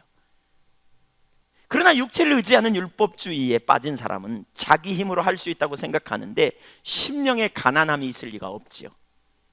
잘 되는 것 같으면 심령에 부요함이 있어서 하나님 찾지 않고요. 반면에 안 되는 모습을 보아도 심령에 가난에 머무르기보다 나름대로 해보려고 하다가 말씀대로 누가 살아? 라고 타협하면서 제 갈 길로 가버리는 경향이 있어요. 그래서 심령에 통해하는 그러니까 뭐죠? 심령에 가난함이 없어요. 심령의 가난함은 겸손으로 연결되거든요. 두 번째로 애통하는 자는 복이 있다 그랬잖아요. 팔복 중에 두 번째. 그런 자에게 유로가 있을 것이다. 애통해 하는 이유가 뭡니까? 그리스도인이 왜 애통해요? 자기 속에 해답이 없음을 알기 때문에 그래요. 자기 속에 해답이 있다고 생각하는 사람, 육체를 의지하는 사람, 해답이 없다는 사실도 머릿속으로 동의하지만 여전히 율법주의적인 가치관이 안 깨진 사람은요, 그러니까 위기의 순간 하나님의 능력을 의지하여 하나님께 나아가지 못하고 그 위기의 순간 자기 속에 있는 능력을 바라면서 낙심하고 좌절해버려요. 그러니까 믿음으로 못 나가는 사람이에요. 그러니까 애통한 사람은 결국 해답이 자기 안에 있지 않고 주님께 있음을 알기 때문에 어떤 때는 징징거리고 울기도 하고 애통해하며 하나님의 은혜를 구해요. 그런데 율법주의에 빠진 사람은 해답이 자기 속에 있다고, 인간이 속에 있다고 생각하기 때문에 애통해하지 않아요. 애통함을 이해할 수 없어요. 심지어 누군가가 애통함으로 울면 마음이 심약해서 우는 거야 이렇게 판단해요. 진짜 왜 애통해하는지, 왜 그렇게 갈망하는지, 왜 그렇게 하나님 은혜가 아니면 안 돼서 정말 그렇게 슬퍼하고 하나님 앞에 정말 열망하고 서는지 이해조차도 잘 안 되는, 이해도 못하는 그런 자리에 가버릴 가능성이 너무너무 많다는 거죠. 참 그리스도인의 세 번째 특징은 온유함이에요. 온유한 사람은 복이 있나니 땅을 기업으로 받을 것이다 그랬어요. 온유한 사람은 어떤 사람입니까? 자기를 변호하지 않습니다. 왜냐하면 자기가 원래 죄인임을 알기 때문에 그렇습니다. 자기가 원래 선함이 없는 자임을 알기 때문에 그렇습니다. 누가 자기를 비난해도 변호하지 않습니다. 그래서 온유한 사람은요, 다른 사람의 실수도 받아들입니다. 왜냐하면 내가 죄인인 것처럼 다른 사람도 죄인이고 은혜가 거치면 다 똑같을 수밖에 없는 인생이라는 사실을 알기 때문에 그렇습니다. 그래서 다른 사람의 실수를 용납하고 받아줍니다. 이해해줍니다. 또 누군가의 말에 상처도 받지 않습니다. 왜냐하면 본래 내가 그런 사람임을 알기 때문에 그렇습니다. 알기 때문에 그렇습니다. 그래서 상처도 안 받습니다. 시험에 빠지지 않습니다. 그 온유한 사람은 반드시 겸손함으로 가게 돼 있어요. 자의식에 사로잡히지 않거든요. 이게 그리스도인의 특징이라고요. 복음을 아는 그리스도인은 그 자리에 서게 돼 있어요. 왜? 자기 속에 해답이 없음을 알기 때문에. 온유한 사람은 상담을 잘해요. 가르치려고만 하지 않아요. 가르친다고 말하니까 성품이 아까 완벽주의 같은 그런 성품은 기준이 높기 때문에 더 이렇게 기준을 잘 보고 얘기도 많이 해요. 이게 기질 차이도 있어요. 그래서 정직하게 대면하고 서야 돼요. 그런데 다른 한편으로는 가르치려고 하는 것과 이렇게 자기가 우월의식과 자부심을 갖는 것은 다르다는 사실을 인식해야 돼요. 교만한 사람은 가르치면서 우월의식과 자부심, 나는 이렇게 하는데 너는 못해, 이런 의식이죠. 그러나 모든 사람이 서로를 가르치려고 하고 가르침을 받으려는 자세를 우리가 가져야 돼요. 그게 겸손함이고 그게 온유한 사람이에요. 왜? 우리 중에 아무도 완전한 사람은 없거든요. 서로 피차에 우리가 그런 자세를 가져야 되거든요. 저도 마찬가지입니다. 그런 은혜가 제 삶에 필요한 것을 봅니다. 그 외에도 많은 특징들이 있지만 시간이 없어서 그냥 넘어가려고 합니다. 예. 그게 세 번째가 중요하기 때문에 오늘 세 번째를 살펴봐야 되거든요. 십자가에 의한 삶. 이게 보여야 돼요. 그러니까 율법주의가 깨져야 십자가가 보여요. 십자가 복음이 보여요. 그 말이 뭔지를 이해해야 돼요. 로마서 7장 18절 보겠습니다. 18절, 19절, 24절 세 절을 보겠습니다. 같이 읽겠습니다. 시작. 내 속 곧 내 육신에 선한 것이 거하지 아니하는 줄을 아노니 원함은 내게 있으나 선을 행하는 것은 없노라. 내가 원하는 바 선은 행하지 아니하고 도리어 원하지 아니하는 바 악을 행하는도다. 바울 사도가 자기 속에 선함이 없다는 생각, 그러한 사실을 체험했습니다. 이건 바울의 체험입니다. 이건 지식으로 누군가에 가르친 게 아니고요, 말씀대로 살려고 굉장히 노력했던 바울 사도가 자기 속에 선함이 없다는 사실을 알았어요. 원하는 선은 행하지 않고 도리어 원치 않는 악을 행하는 자신의 모습을 보면서 내 속엔 선함이 없다. 그러면서 24절에 이렇게 고백했어요. 오호라 나는 곤고한 사람이로다. 누가 나를, 이 사망의 몸에서 누가 나를 건져내랴. 이 사망의 몸에서 누가 나를 건져내랴. 바울이 체험해요. 이게 말씀대로 살려고 노력하다가 그가 얻은 결론이에요. 두 법이 있다. 하나님의 법을 쫓아가는데 반면에 죄의 법을 쫓아가고 있다. 그래서 나는 곤고한 사람이다. 절망하느라. 그러면서 뭐라 그러냐, 심지어 나는 죽었다. 이 사망의 몸에서 누가 나를 건져내랴. 이렇게 말하고 있어요.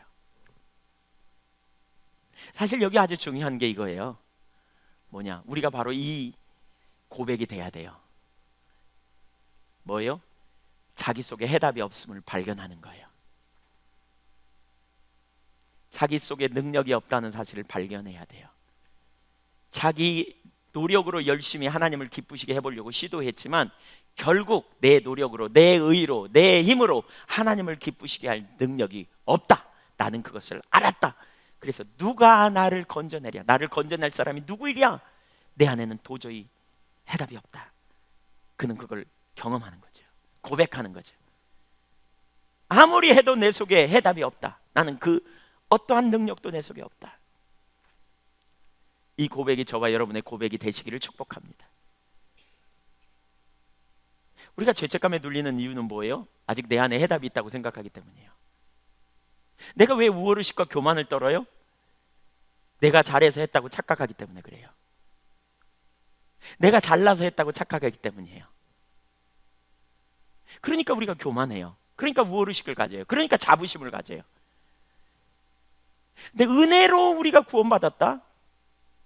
하나님이 당신의 독생자 예수 그리스도를 십자가에 내놓으심으로 그분의 은혜로 우리가 구원받았다는 사실을 올바로 깨닫는다면,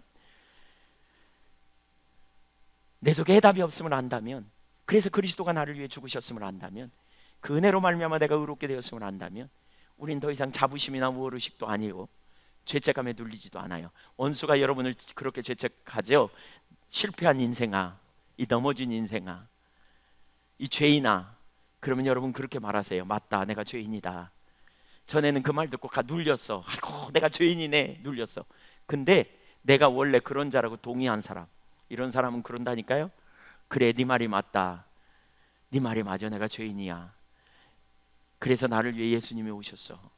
그러니까 너는 나와 상관할 거 없어. 가봐. 그리고 예수님의 은혜를 의지하고 이런 나를 구원하신 주님의 크신 사랑과 은혜와 그분의 선하심과 완전하심을 바라보는 거죠. 거기에 더 이상 정죄함이 없는 거죠. 거기서 우리는 놀라운 자유함이 있어요. 여기서 두 가지를 살펴봐야 돼요. 이게 중요해요. 이 두 가지를 잘 이해하면 율법주의가 깨져요. 두 가지, 아주 중요한 두 가지가 있어요. 첫째, 자기 속에 해답이 없다는 사실을 보아야 돼요. 그러니까 하나님께서는 우리를 빚어가시면서 우리 속에 해답이 없다는 사실을 보게 하시려고 하신다고요. 그러니까 제가 두 가지 예를 들겠는데, 그 중에 하나가 출애굽한 이스라엘 백성들을 하나님께서 이렇게 다루신 예죠. 그러니까 애굽에서 하나님께서 그들을 불러내잖아요. 모세를 보내갖고 뭐라 그래요? 너희를 젖과 꿀이 흐르고 아름답고 광대한 가나안 땅으로 데리고 가려 그래, 그러잖아요. 그러니까 그러면 불러내고 즉각 그 땅으로 가면 얼마나 신나요. 근데 왜 하나님께서 이스라엘 백성들을 정말 막다른 골목으로 자꾸 인도해요. 홍해 앞에 어려움이 있는, 출애굽기 14장에 홍해 앞에, 15장에 쓴물이 있는, 16장에 먹을 것 없는 환경으로 왜 자꾸 그런 데로 데리고 가냐고요. 그리고는 죽을 것 같으니까 죽으려고 그럴 때 하나님께서 처방을 딱 내셔가지고 홍해를 갈라서 구원해 내시고, 쓴물을 단물로 바꿔갖고 마음껏 먹게 하고, 그렇죠? 만나를 내려갖고 배부르게 해주시고, 왜 이런 일을 하냐고요. 바로 데리고 가면 좋은데, 그냥 필요할 때 척척 주시고 데리고 가면 좋은데 뭘 의도해요? 자신들의 무능함과 하나님의 능력을 알게 하시는 거죠. 아, 내 속에 능력이 없다. 그러나 하나님은 능력이구나. 위기 가운데 하나님은 능력으로 우리 가운데 돌보시는 분이구나. 그래서 이걸 아는 사람은 믿음의 세대로 세워지고요, 믿음으로 하나님을 기쁘시게 하는 삶을 살게 돼요. 하나님이 이렇게 이스라엘 백성들을 다루심을 보세요. 두 번째 예를 보겠어요. 베드로의 삶이에요. 제가 어제 개인적으로 이 베드로의 삶을 설교 준비하면서 이렇게 보다가 너무 은혜가 됐어요. 그래서 제가 한참 설교 준비하다가 내려서 하나님 묵상하고 기도하고 그런 시간을 좀 가졌어요. 예. 우리 청소 위원회가 얼마나 수고하는지 어젯밤에도 12시 다 되기까지 그냥 딸그락 청소하시고 가시더만요. 예. 아, 참 얼마나 수고가 많은지 제가 다섯에 있어서 들었습니다. 저도 12시 넘어서 올라왔습니다. 서재까지 썼는데, 한편으로 그러면서 이 베드로의 삶을 보니까 어쩌면 우리의 모습과 너무너무 비슷한지, 또 아브라함의 삶을 보면 정확히 같아요. 보세요. 베드로의 삶에는 참 능력 있는 삶을 살았잖아요. 베드로가, 그렇죠? 예, 주님이 그리스도이심도 고백했고, 그렇죠? 예수님이 가는 곳마다 베드로를 데리고 다녀가지고 죽은 자를 살리는 사건을 경험하기도 하고, 그렇죠? 어떤 때는 예수님께서 성전에 들어가려고 그러는데 세금이 없어. 그러니까 낚시를 가지고 물에다 던지라 그래서 던졌더니 처음 올라오는 물고기 입을 열어보니까 거기가 성전세를 낼 만한 돈이 거기에 물려있기도 하고, 막 얼마나 놀라운 능력을 경험했어요. 물고기 2마리가 보리떡 5개 5,000명을 먹이는 사건을 가기도 하고, 특별히 예수님 사랑하셔서 베드로를 맨날 데리고 다녔잖아요. 제일 가까이서. 그래갖고 능력도 많이 경험하고 얼마나 많이 배웠어요. 그런데 그의 삶의 이 능력은요, 하나님의 은혜였어요. 전적으로. 그러니까 마태복음 16장에서 신앙 고백을 했을 때 하나님께서 그러잖아요. 주님께서 뭐라 그래요? 바요나 시몬아 복이 있도다. 이를 너에게 알게 하니는 혈육이 아니라 하늘에 계신 내 아버지다. 한마디로 말하면 뭘로 알았다? 은혜로 알았다는 거예요. 네가 은혜로 알은 거야. 그랬어요. 또 베드로가 물 위를 걷다가 빠졌어요. 비록 몇 발짝 걸은지 모르지만 걸었어요. 이거 얼마나 놀라운 역사예요. 능력을 경험했잖아요. 근데 예수님께서 이렇게 말씀하세요. 그를 건져내면서 이렇게 말해요. 어찌하여 믿음이 없냐? 믿음이 없냐? 왜 의심하느냐? 그러면서 그를 건져줘요. 한마디로 말하면 네가 물 위를 걸은 건 네 능력이 아니었다. 주님이, 하나님이 너로 하여금 능력으로 걷게 하셔서, 은혜로 함께 하셔서 걷게 됐다. 근데 왜 하나님을 신뢰하는 믿음이 없어졌냐? 믿음이 있었을 때 너희가 그 능력으로 물을 걸었잖냐? 그거죠. 그러니까 한마디로 물 위에 걸은 것도 전적으로 누구의 역사예요? 하나님의 능력이에요. 하나님의 은혜였어요. 예, 죽은 자를 살리는 사건에 동참한 것도, 또 어느 날 그가 예수님과 함께 변화산에 올라갔는데 그 베드로, 야고보, 요한이 올라갔는데 거기에 예수님께서 그러니까 누구죠? 모세와 엘리야와 함께 대화하는 장면을 그가 봐요. 너무너무 놀라운 체험이죠. 근데 이것도 베드로가 잘나서 한 게 아니라 하나님의 은혜로 주어진 거예요. 그를 부르신 분도 주님이셨고, 그를 가르치신 분도 주님이셨고, 그에게 변화산의 역사를 체험하게 하신 것도 예수님이셨고, 또 십자가의 고난이 현장이 임하기 전에, 고난이 임하기 전에 그를 위해 시험에 들게 하지 않게 내가 너를 위해 깨어 기도했다고 말씀하심으로 그가 궁극적으로 넘어지지 않고 다시 회복할 수 있었던 것도 주님의 전적인 은혜예요. 한마디로 말하면 베드로의 삶을 쭉 읽어보면 그는 은혜로 살았어요. 거기까지. 근데 문제가 있어요. 뭐냐? 그가 몰랐다는 거예요. 그걸 몰랐어요. 그래가지고 예수님께서 이렇게 말해요. 오늘 밤 시험이 있어. 그러니까 너 근실하고 깨어있어. 깨어 기도해. 그리고 네가 돌이켜고 네 형제를 굳게 해. 그러면 너도 믿음으로 굳건하게 서 있어. 이렇게 말하시거든요. 근데 그때 그가 지금까지 자기의 살아온 내내 삶이 은혜로 살았다는 걸 알았더라면, 주님 알았어요, 제게 은혜가 필요해요, 이렇게 나왔으면 좋은데 그렇게 몰랐다는 거예요. 그래갖고 뭐라 그러냐면, 주님 제가 누굽니까? 뭐 그 말은 안 나와 있지만 이런 의식이죠. 이런 표현이죠. 제가 감옥에도 주님과 함께 죽는 자리까지 갈 준비 끝났어요. 주님, 제가 감옥에까지 죽는 자리까지 갈 준비 다 되었습니다. 이렇게 말해요. 염려 마세요. 이렇게. 그러니까 예수님이 더 이상 말씀 그만하고요. 그를 겟세마네 동산에 데리고 가죠. 예수님은 땀방울이 빗방울 되도록 기도하죠. 근데 그 순간 뭐 하느냐? 제자들은 자고 있어요. 베드로는 특별히 자요. 그러니까 예수님이 와서 깨워. 3번이나 흔들어 깨워. 그러면서 이렇게 말해요. 마음은 원이지만 육신이 약해. 네가 마음으로는 다 절대 부인할 거 안 같지. 근데 넌 육신이 약해. 네 안에 해답이 있지 않아. 육체를 의지하지 마. 네 안에 능력이 없어. 근데 베드로는 몰라. 그리고는 육체를 의지해요. 율법주의적인 사고죠. 자기를 과신하는 거. 이게 안 내려졌어요. 그러니까 기도도 안 해. 은혜를 안 구해. 이전에 받았던 은혜도 다 자기가 잘나서 한 것처럼 그렇게 착각하고 있었어요. 결국 어떻게 됐어요? 우리가 너무나 잘 아시는 바와 같이 베드로는 예수님을 저주까지 해대면서 3번이나 부인해버립니다. 그리고는 닭이 울었어요. 그가 얼마나 힘들었겠어요. 그가 슬피 울어요. 왜? 자기가 그 정도밖에 안 되는 것 때문에. 얼마나 힘들었을까 몰라요. 자기가 얼마나 그런 상태인가를 그는 깨닫겠죠. 오늘날 너무나 많은 사람이 이 자리에 서는 것 같아요. 저도 제가 제 삶을 뒤돌아보니까요, 그렇더라고요. 제 안에 어떤 능력도 없는데, 제게 어떤 선함도 없고 의로움도 없는데 하나님이 어느 날 저를 택하셨고요, 저를 부르셔서 저에게 은혜를 부으셔서 저를 목사로 삼으시고 또 저에게 능력을 부으셔서 때로는 치유의 능력이 나타나기도 하고 또 말씀을 전할 때 하나님께서 은혜로 함께 하셔서 여러 나라에 다니면서 또 국내외로 다니면서 하나님의 은혜로 함께 하셔서, 그렇죠? 놀라운 일을 이루시는. 근데 어느 날 제가 저 모습을 보니까 저도 모르게 제 속에 이런 생각이 있었던 것 같아요. 야, 하나님이 나를 쓰시는구나. 마치 내게 능력이 있는 것처럼. 그러면서 한편으로는 또 이런 생각도 같죠. 그래도 내가 뭔가 하나님 앞에 쬐끔 잘 나가니까, 쬐끔 잘하니까 하나님이 날 이뻐서 그래서 쓰시는 거 아니겠어? 내가 그분의 은혜로 살았지만 그래도 내가 뭔가 좀 잘하니까 그러지 않았겠어? 이런 의식이 제 속에 있었던 게 보이더라고요. 그리고 그 은혜가 거치고 나니까요, 그 은혜를 어떤 데 하나님 거두셨거든요. 거치고 나면 제가 무슨 생각이 드냐면 율법적으로 뭐가 잘못된가를 찾아요. 뭐 때문에 하나님이 그러신가? 왜 그러신가? 그걸 찾아요. 찾으려고 그래요. 그러다가 은혜가 거치면요, 하나님께서 새로운 은혜를 부으실 걸 기대하기보다는 하나님이 이제 나 고만 쓰실 건가 보다, 이런 의식으로 확 눌려버려요. 하나님을 향한 기대감도 없어. 그리 안 나가.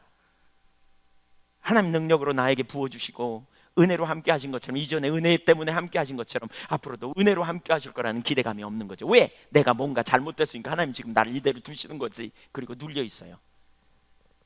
거기 팍 눌려 있어요. 새롭게 하시는 은혜를 기대하지 못해. 지금 베드로가 그 자리에 있는 거예요. 예수님 부활했어요?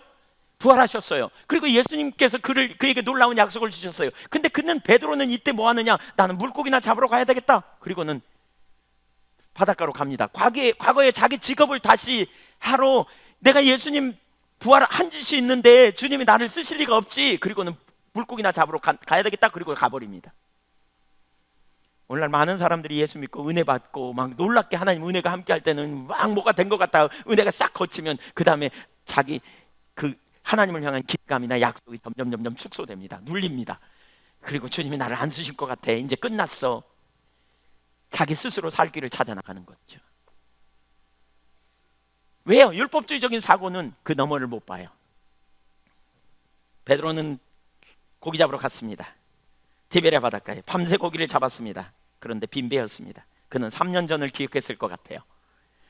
그가 처음 예수님께 만났을 때 누가복음 5장에 보면 3년 전에 예수님이 베드로를 만나실 때 그렇잖아요. 밤새 그물질했는데 한 마리도 못 잡았어. 아침에 그물 씻고 있는데 예수님이 자기 배를 타더니 사람들을 가르치더니 깊은데 그물 내리라 그래. 근데 이 말씀이 너무 오묘해. 그래서 순종하고 해봤더니 그물이 찢어질 만큼 많이 잡혔잖아요. 아, 이분은 능력인데, 이분 따라다니면 뭔가 굉장할 것 같은데, 이분한테 잘 배우면 뭔가 앞으로 논할 것 같아. 내 인생에 놀라운 역사가 있을 것 같아. 아닌 게 아니라 그분 따라다녔더니 막 죽은 자를 여러 명 살리고 5,000명 먹이고, 물고기 2마리와 보리떡 5개로 5,000명 혹은 7,000명 먹이고 4,000명 먹이고, 막 이런 역사가 막 나타나네. 더군다나 하나님의 은혜로 함께하니까 자기의 막 뭔가 열매가 막 나타나네. 막 능력이 나타나. 그런데 결정적인 순간 예수님이 3번 부인해버렸어. 그리고 은혜가 거쳤어요. 아무것도 못해요. 근데 여전히 3년 후에 갔더니 고기 잡으러 갔는데 하나도 능력이 안 나타나. 여전히 빈배야. 여전히 밤새 그물질했지만 한 마리도 못 잡았어요.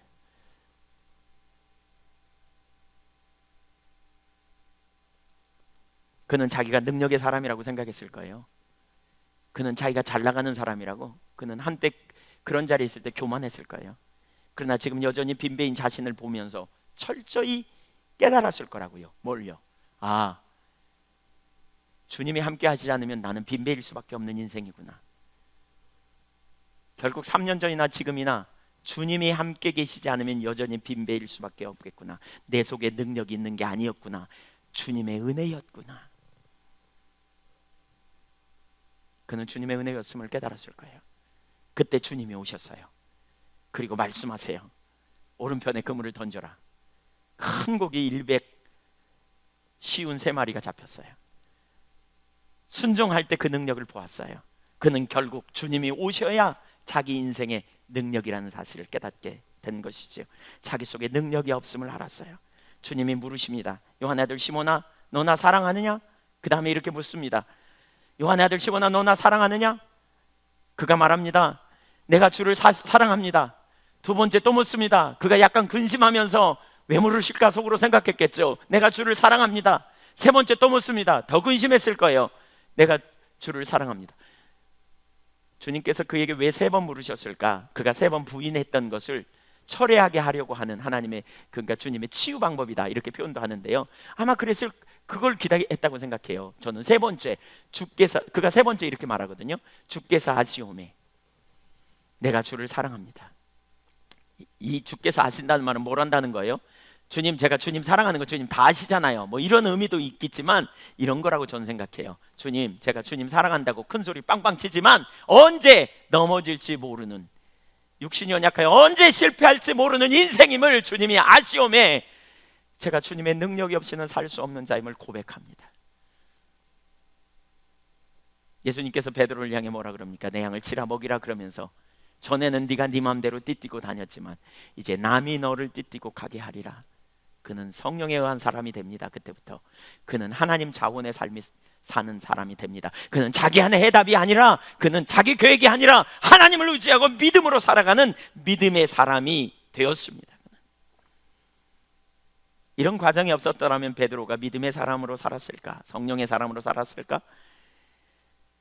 아니요, 이런 과정을 통해서 그러한 역사를 경험케 하십니다. 하나님이 저의 인생에도 수없이 많은 은혜를 부으셨더라고요. 근데 저는 그것이 제가 잘나서 그런 것처럼, 제가 뭔가 가진 것처럼 생각했던 적이 있었다니까요. 근데 어느 날 하나님의 임재를 거두시고 그 능력이 상실된 것처럼 느껴질 때, 아, 하나님이 나를 안 쓰실까 보다, 더 이상, 그리고 낙심하고 좌절하는 자리에 제가 돌아가더라니까요. 왜? 은혜인 줄 모르니까, 은혜가 거치니까 낙심하고 좌절해버린 거예요. 근데 그 뒤에 하나님이 저에게 깨닫게 하시기를 이것이 은혜였다는 사실을 알게 되고, 지금도 제가 하나님의 은혜로 산다면 은혜가 거칠 때 제가 낙심하고 좌절한 자리로 안 돌아가요. 왜요? 그러니까 하나님의 은혜가 내게 필요하지, 이게 보이는 거예요.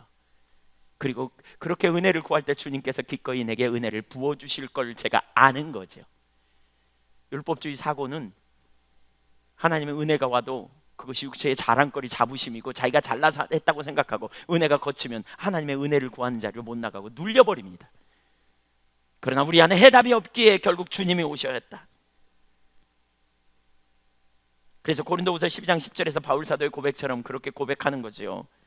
바울 사도는 그렇게 고백합니다. 내가 약하며 두려움이 심히 떨었다. 그렇게 고백했던 그 바울 사도가 뭐라 그럽니까? 고린도후서 12장 10절에서 나는 나의 약한 것을 자랑한다. 환난과 핍박과 그 궁핍과 여러 가지 곤란을 내가 기뻐한다. 왜냐하면 내가 연약한 모습에 직면할 때마다, 내가 연약한 모습을 볼 때마다, 내가 실패한 모습을 볼 때마다 주님을 의지하고 주님 그 능력 안에서 정말 강한 능력의 삶을 살 수 있기 때문이다 라고 고백하고 있어요. 복음을 아는 사람은 자기의 연약함을 볼 때 그것 때문에 죽어나지 않는다니까요. 그래서 하나님의 아들 예수가 오셨고 지금 나에게도 그 은혜가 계속 필요하고 그 은혜가 내게 임할 때마다 나는 놀라운 능력 있는 삶을 살게 된다라고 고백하는 것이지요. 실패할 때마다, 한계를 경험할 때마다 그 한계 너머에 주님을 의지하고 사는 삶, 그것이 우리에게 능력 있는 삶이에요. 율법주의가 깨지면요, 예수님이 보여요. 율법주의가 안 깨지면요, 율법주의에 반응해서 낙심하고 좌절하거나 우월의식과 자부심이 있는데, 그게 깨지면 그 뒤에 계신 예수님이 보인다니까요. 십자가가 보인다니까요. 그래서 십자가를 바라보면서 절대로 낙심하거나 포기하거나 좌절하지 않아요. 그 뒤에 능력을 의지해요.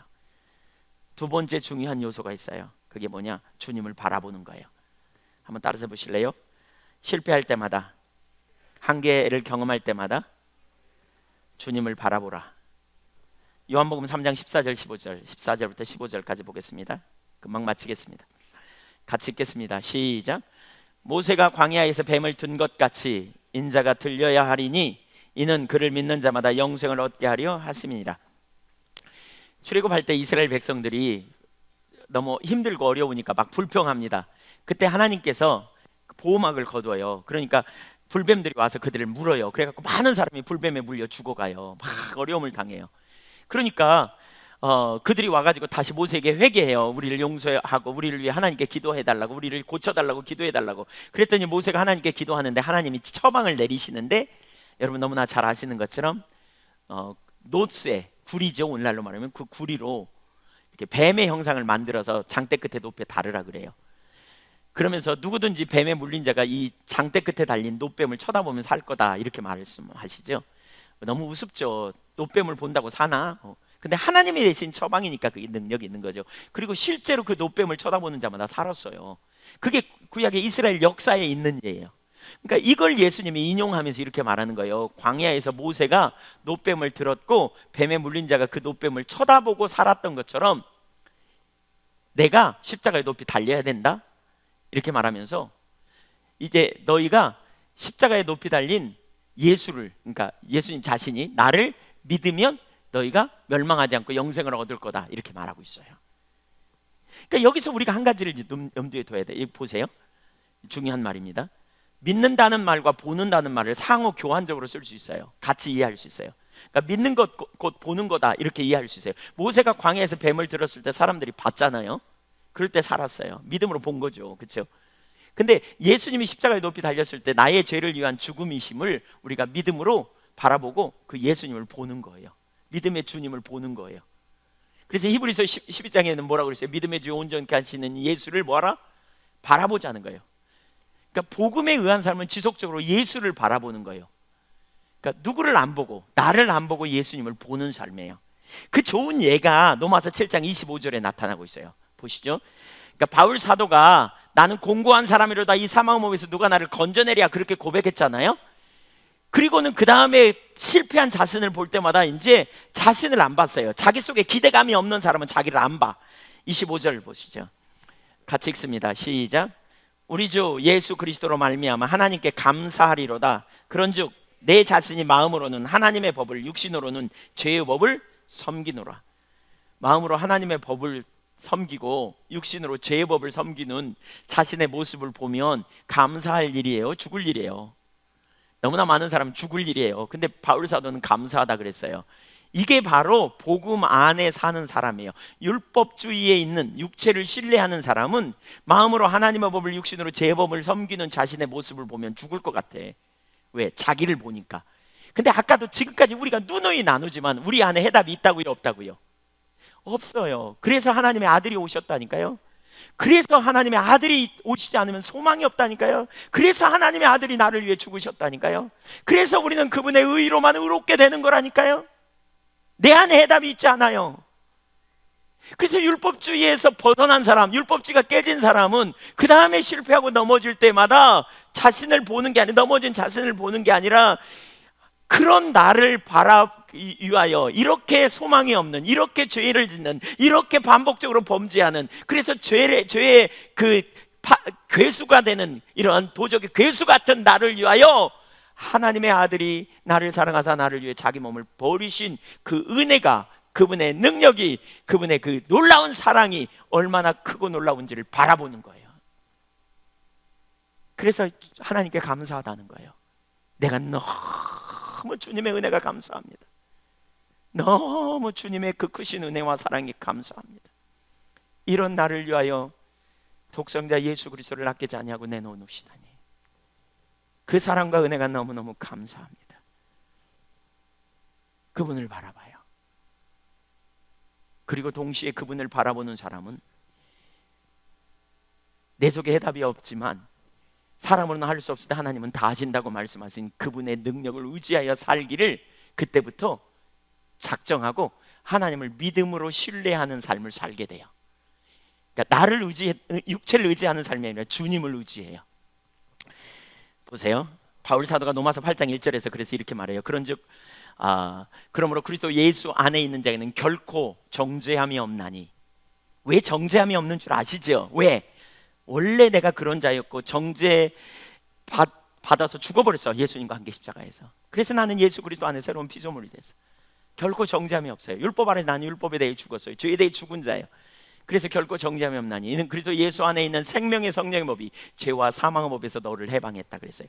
보십시오. 그 이후에 우리가 어떻게 살아야 되는지를 우리가 이해해야 돼요. 다른 법, 저는 물속에 들어가면 물이 저를 잡아당겨요. 중력의 법칙이에요. 수영을 못한다는 얘기예요. 잘. 제가 열심히 팔을 저으면 좀 가는데 그렇지 않으면 이제 꼬르륵 이렇게 해요. 수영을 잘 못해요. 근데 수영 잘하는 분들 보면 저하고 좀 다른 종류의 삶을 살더라고요. 다른 종류의 삶이 어떤 종류의 삶이냐면, 그러니까 물 위에서 떠요. 그래서 저는 물속에는 중력의 법칙이라는 말은 위에서 높은 것을 떨어뜨리면 이렇게 밑으로 떨어지는, 이게 중력 밑에 잡아당기는 힘이 있어서 중력이잖아요. 저는 이것만 있는 줄 알았어요. 근데 다른 법칙이 있어요. 그게 뭐냐면 부력의 법칙이에요. 부력의 법칙. 배가 물 위에 뜨는 게 부력의 법칙이거든요. 그렇죠? 그 법칙대로 뜨잖아요, 이게. 야, 다른 법이 있네. 야, 전혀 다른 법이 있네. 저는 중력의 법칙에 의해서만 산다고 생각했는데 다른 법이 있더라고요. 그래서 물 위에 그냥 편안하게. 그래서 어떻게 수영을 잘하냐 그랬더니, 부력의 법칙에 어떻게 살 수 있냐 그랬더니 맡기는 거래. 그냥 맡기면 된대. 그냥 아무 짓도 하지 말고 그냥 맡기래. 가만. 근데 우리는 맡기려 그러면 자꾸 오잖아요. 이렇게 오는 것 같아. 이렇게 뒤로 누워서 맡기면 막 여기 길을 넘어 막 올라 그래. 그러면 안 빠지려고 손 저으면 쏙 빠지더라고요. 율법주의가 깨져야 돼요. 율법주의는 자기 노력이에요. 생명의 성령의 법. 그러니까 율법주의는 죄와 사망의 법이에요. 내 노력과 내 열심으로 이루려고 하는 법이에요. 저는 수많은 사람들이 이 법칙으로 살면서 율법주의의 기초에서 복음의 능력을 못 사는 걸 봐요. 그 노력으로 해보면서 결론을 내려. 해봐도 안 되더만. 예수 믿기 어려워요, 목사님. 말씀대로 누가 살 수 있나요? 안 돼.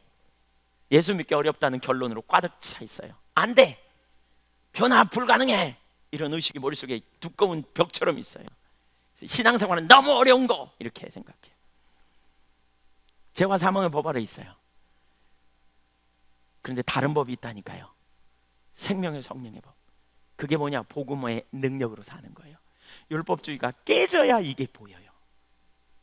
율법주의가 깨져야 이게 보여요. 매 순간마다 뭐냐? 실패하고 넘어질 때마다 믿음으로 바로 그 주님을 보는 거예요. 나를 사랑하사 나를 위해 자기 몸을 버리시고 내 안에 영으로 오신 그 주님을 보는 거예요. 그래서 우겨쌈을 당해도, 환경이 어려울 때, 문제가 있을 때, 그렇죠? 믿음의 사람은 어떻게 해요? 그 문제를 바라보면서 낙심하고 좌절하는 게 아니라 문제 너머에 계신 하나님을 바라보고 그분이 처방이고 그분이 지혜가 되시기에 그분의 지혜를 구하고 기다리는 거죠. 의지하고 나아가는 거죠. 그분의 능력을 바라보는 거죠. 하나님 가장 선하고 완전한 길로 우리를 이끄실 걸 신뢰하고 손을 펴고 기다리는 거죠. 주님이 주님의 방법으로 이루실 거다. 의지하는 거죠. 적극적으로 하나님을 신뢰하는 거예요. 믿음으로 그분을 바라보는 거죠. 우리는 해답을 알아요. 누가 나를 건져내랴? 이미 예수님이 우리를 건져냈음을 알아요. 주님이 우리의 능력이세요. 예수님이 우리의 지혜가 되시고요. 예수님이 우리의 의로움이 되시고요. 예수님이 우리의 구속함이 되시고요. 예수님이 우리의 거룩함이 되세요. 우리 이런 찬양을 하죠. 소망 주께 있네, 능력 주께 있네, 주 안에 있네. 이게 복음 안의 삶입니다. 그분 안에 능력이 있습니다. 그분 안에 소망이 있습니다. 그분 안에 생명이 있습니다. 우리 안에 있지 않습니다. 율법주의는 우리 안에 있다고 생각합니다. 거기서 나오셔야 합니다. 거기서 돌이키십시오. 믿음으로 그 주님을 바라보십시오. 여러분이 능력이 아닙니다. 주님이 능력입니다. 항복하시고 내가 그런 자임을 인식하시고 믿음으로 보좌 앞에 나아가 하나님을 동의하고 능력으로 승리하는 믿음의 종들이 되시기를 축복합니다. 저는 우리 예한교회 모든 지체들이 아무도 빠짐없이, 이곳에 머리 숙인 여러분 한 분도 빠짐없이, 저는 모든 주님의 교회가 그렇게 회복되어야 된다고 믿습니다.